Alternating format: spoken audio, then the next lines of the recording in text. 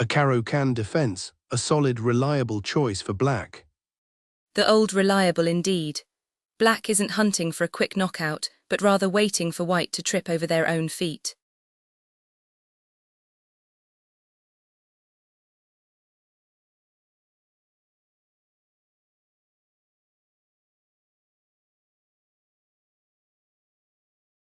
White plays nd2 and then e2. A bit unconventional, isn't it? Unconventional is a polite way of putting it, Marcus.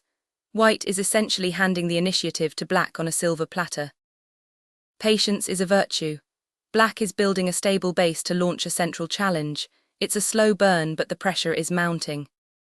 The knights are shuffling now. Black brings the knight to c7. White pushes h4, trying to create some activity on the flank. A bit premature, I'd say. Poking at the kingside before sorting out the center is a recipe for disaster. Black takes on e5 with the bishop. A sacrifice. Black isn't just trading, they're clearing the center to open lines of attack. Bold. And there it is, the queens are gone. A sacrifice on d1. Absolutely stunning. Black gives up the most powerful piece on the board just to drag the white king into the open. Look at the heat map, the blue is surging. It's a genuine scrap now. We've got plenty of purple on the board, neither side has a definitive grip on the center yet. Black plays b6, the position is becoming quite dense. White captures the rook on a8. A rook sacrifice that helps white exactly 0%. It removes a defender, sure, but black's remaining pieces are far more purposeful. Black pushes e5, a strong claim in the center. And there's the tilt. Black is claiming the center and effectively putting white in a straitjacket. Black recaptures on c5. White's queenside is simply crumbling. That pawn structure is now a liability black is more than happy to exploit. The board is turning a deep shade of blue. Black's coordination is effortless while white is just reacting. The bishop lands on e6. The rook moves to c8. The heat map shows some purple again, but don't be fooled by the contest. Black's pressure on the c-file is absolute. White takes the bishop on f5. Another sacrifice. Black gives up the bishop to bring the knight back to f5, a monster piece that now controls the entire board. A subtle repositioning. It's the calm before the storm, keeping a watchful eye on those critical central squares.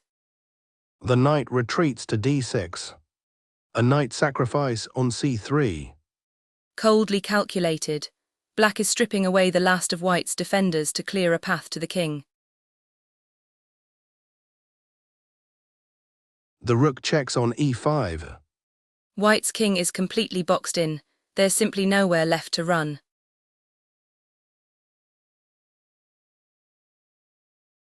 The rook captures on f3.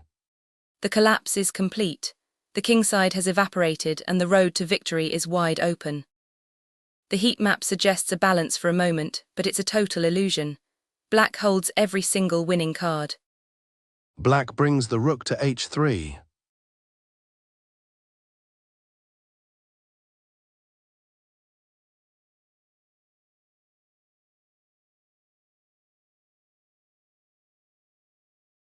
The pawn reaches f2. It's a formality now. Once that pawn promotes, the game is effectively over. The pawn promotes to a rook. Promoting to a rook as a precaution against stalemate, a professional, tidy touch. It's like watching a clock wind down. There's no sequence of moves left that can save this position. White is just shuffling the king, waiting for the inevitable.